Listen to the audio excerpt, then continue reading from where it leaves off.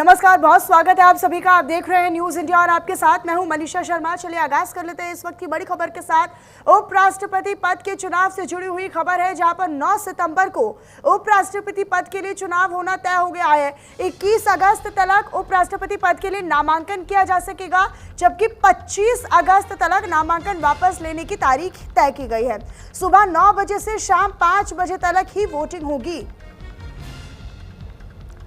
तो ये बड़ी जानकारी आप तक हम साझा करें। उपराष्ट्रपति पद के चुनाव को लेकर ये जानकारी है, जहां पर अब तारीख और समय दोनों निर्धारित कर लिया गया है। उपराष्ट्रपति पद के चुनाव से जुड़ी हुई खबर है, तो ये जानकारी हम आप तक साझा कर रहे हैं। दरअसल उपराष्ट्रपति पद के चुनाव को लेकर लगातार कयास लगाए जा रहे थे, अटकलें लग रही थी कि कब होगा। इसकी पूरी प्रक्रिया अब शुरू हो गई। हालांकि बहुत पहले से इसको लेकर, जब से जगदीप धनखड़ ने इस्तीफा दिया, उसके बाद से ये प्रश्न चिन्ह खड़ा हो गया था कि अब अगला उपराष्ट्रपति कौन होगा। तो देखिए, ये बड़ी जानकारी है। 25 अगस्त तक नामांकन वापस लेने की तारीख तय की गई है। सुबह 9 बजे से शाम 5 बजे तक वोटिंग होगी। पंकज वानखेड़े मेरे साथ, मेरे सहयोगी जुड़े हुए हैं, इसी पर अधिक जानकारी वो देंगे। पंकज, क्या जानकारी आपके पास?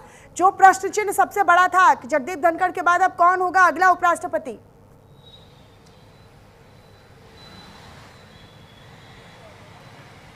बिल्कुल, बेशक। देखिए, नोटिफिकेशन जो है वो जारी कर दिया गया है। जो नोटिफिकेशन जारी करने की तारीख बताई गई है वो 7 अगस्त होगी।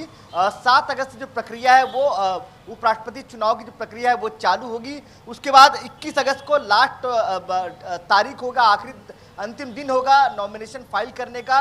22 अगस्त को इसको स्क्रूटनी की जाएगी, उसमें जांच की जाएगी जो नॉमिनेशन आएंगे।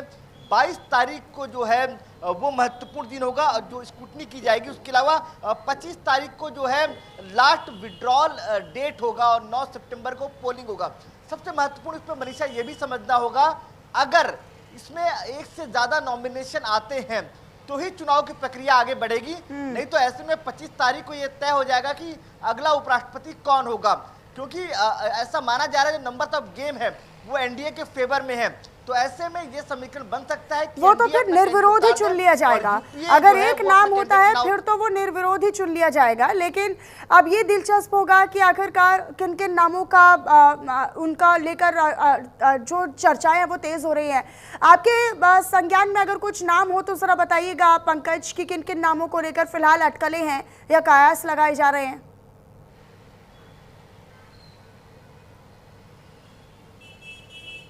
देखिए, पिछले कई दिनों से लगातार, जब से उपराष्ट्रपति धनखड़ ने इस्तीफा दिया उसके बाद से कई नेताओं से संपर्क हुआ है, मुलाकात हुई है केंद्रीय नेतृत्व की। तो ऐसा माना जा रहा है कि कई ऐसे नाम हो सकते हैं। उसमें से एक कर्पूरी ठाकुर के जो बेटे हैं रामनाथ ठाकुर, उनको लेकर भी चर्चा जारी थी, क्योंकि हाल ही में राष्ट्रीय अध्यक्ष जेपी नड्डा उनके आवास पे जाते हैं और उनसे मुलाकात करते हैं, तो अटकलें वो तेज जाती हैं। इसके अलावा कई और भी नाम है। मनोज सिन्हा को लेकर भी चर्चा हो रही है कि अभी उपराज्यपाल है और पूर्व में केंद्र सरकार में मंत्री भी थे और बड़े मजबूत है, क्योंकि आप देखिए राज्यसभा में मजबूत व्यक्ति होना जरूरी है।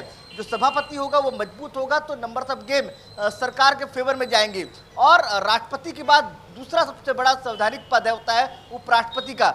ऐसे में बीजेपी और एनडीए लगातार प्रयास करी कोई ऐसा मजबूत चेहरा लाया जाए जो उनके फेवर में रहे, उनके साथ रहे और सरकार की बातें जो है वो लगातार लोगों तक पहुंचती जाए। तो ये प्रयास है। तो कई और भी नाम को लेकर चर्चा चल रहा है। हाल ही में वसुंधरा राजे सिंधिया मुलाकात की है, उनको लेकर भी चर्चा चल रही थी। खैर, वो एक मिथ हो सकता है, लेकिन हाँ, ये माना जा रहा है मुलाकात है। राजस्थान से भी कोई अगला उपराष्ट्रपति हो सकता है, क्योंकि धनखड़ मूल तौर पर देखा जाए तो राजनीतिक करियर जो है वो राजस्थान से उनकी शुरुआत हुई थी। तो ऐसे इसलिए ये माना जा रहा है राजस्थान से भी हो सकता है। दूसरा, अगर मैं बात करूं, बिहार को लेकर लगातार चर्चा चल रही है।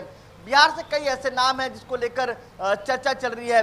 चाहे जेडीयू से तरफ से बात करूं, कई नेता के नाम चर्चा में है, बीजेपी के कई नेताओं के नामों की चर्चा है। लेकिन ठीक है, और ये काफी दिलचस्प भी होने वाला है। शुक्रिया आपका पंकज इस तमाम जानकारी के लिए।